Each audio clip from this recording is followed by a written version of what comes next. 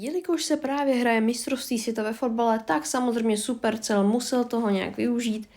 A tak, kámo, stvořil nový event nějak sponzorovaný Adidasem Super Bowl. Moc nevím, o co se tam jedná, takže pojďme si to zapnout, abychom zjistili, jako o co tady jde vůbec. Samozřejmě to bude mít něco společného s fotbalem, to je snad jasné. Řekl bych, že to bude nějaký klasický fotbal a ukažte. Počkej, já tam vidím, kámo, brány.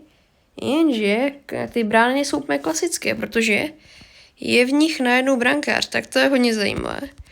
Takže to vypadá, že to nebude o ničem jiném a jenom tady budou navíc brankáři, což samozřejmě přidá jakože trochu realističnost té hře. No a my rovnou vedeme 1-0, tady mám, jako Edgara mám na prestiž, takže to nějaké překvapivě jednoduché, 2-0 hoši. Tak to byla jakože extrémně rychlá výhra. Takže už v podstatě vím, o co tady jde. Takže si můžeme rovnou dát druhou už hru, ve které už budu vědět, o co tam jde a budu vědět, co mám dělat, jo.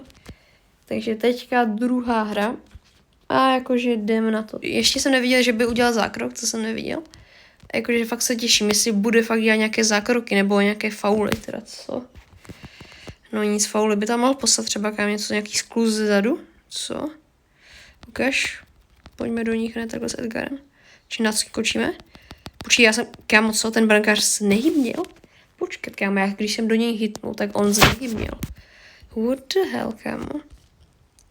Kámo, to je docela zvláštní ten event, jakože. Hlavně ten brankář, kámo, co to je? No nic, tak byl mě druhý Edgar, tak moc gratuluju, ty kokos. No jakože, takže brankář to asi není žádný aktivní mod, hoši. Prostě jenom čeká a chilluje, než k němu dorazí míč, který by mohl chytit.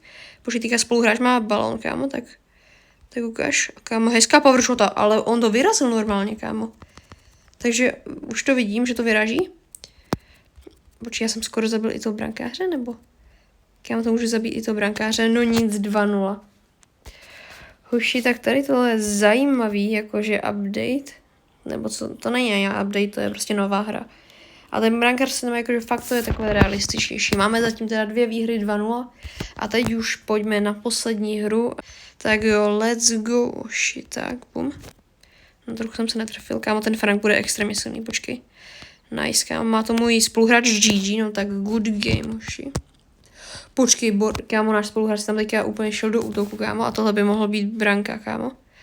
Ne, on to nedal, jakože já jsem si to neviděl, ale asi to nedal, ukáž. Počkej, před kopanem se tam, no nic, tak mě zabili.